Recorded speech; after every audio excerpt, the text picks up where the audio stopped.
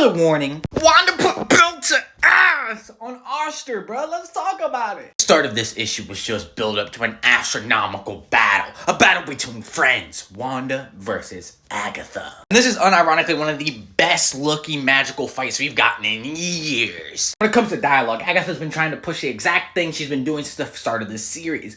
You are going to face consequences, Wanda. Even the Scarlet Witch has to follow a rule or two every now and then. And when it comes to magic, something so potent, something so influential, no one can truly have free reins of it all. We're just seeing high-tier magic after high-tier magic after high-tier magic! Wanda's done with these games, and she wants to push things up a notch. In order to do so, she teleports both her and Agatha into the quantum realm, so they can truly let loose on their true aspects of potential. Agatha got blown through a volcano, came out looking peachy clean. Off topic on the Wanda and Agatha bit, they actually note that Ymir is an elder god. I don't think up until this comic he was ever referenced to be one, which is quite interesting. But speaking of Ymir, his son Jack Frost, remember that cold guy from not too long ago? Well, Wanda picked up a few tricks from old boy. This next bit was so cool. If you know who Charlotte Pudding is from One Piece, Wanda practically did that. Stole all her memories from her head,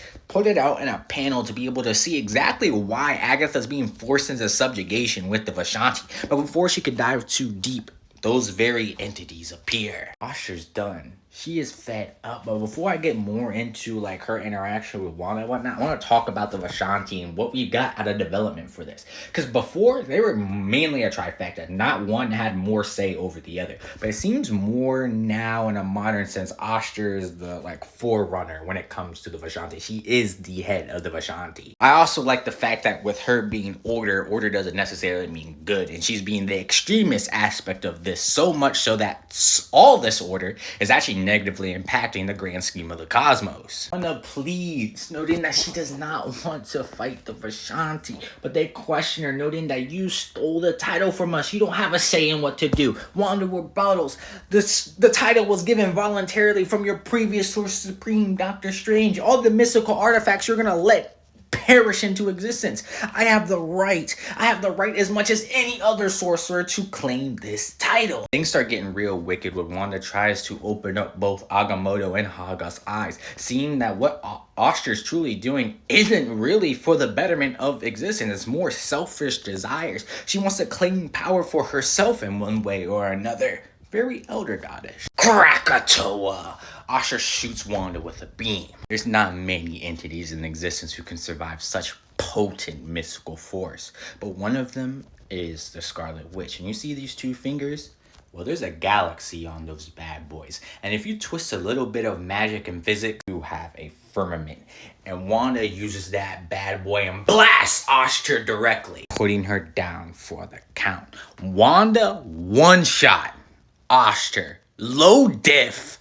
Didn't even take superb damage from the beam she ended up taking earlier. Wanda really said, alright, now that we have Oster out the way, Agamotto, Hoggoth, go take her and chill out. I'll continue doing my duties as a Sorcerer Supreme. She jumps back to the Sanctum Sanctorum to take care of Agatha, and Wong praises her. It's like, hey, when it comes to Sorcerer Supremes, you are the person that I'm going to follow the same way I did Strange, because I, as Wong, see you as a rightful heir. We get a little teaser at the end. We get Clea and her niece. If you remember from Doctor Strange, this is Taboro and Umar's kid. Superb mystical potential. So much mystical potential, in fact. It'd be a delectable treat for the dread Dormammu. Yes! I love my king, bro. Dormammu's coming back for like the 18th time in the last like year. I'm geeking. I'm geeking. This is my favorite magical based entity in Marvel. I'm just geeking. All in all, this is the second elder god Wanda put in their place. I'm surprised Catan didn't try to relay a message to his sister being like, hey, this is not one you want to fuck with. Honestly, I find it funny. Catan's probably dying laughing. Sitting in his, little pocket dimension, seeing this whole thing play out. He's probably dying laughing. That the most, I won't say isolated, most conserved of the four siblings is the one getting her ass beat the most. I'm curious if this is going to be a pattern. Is Wanda eventually going to have to fight Set and Gaia? I wonder how that would play out. All in all, let me know what you think of this comic below. This was gas, bro. This was gas. But I want to know your opinion.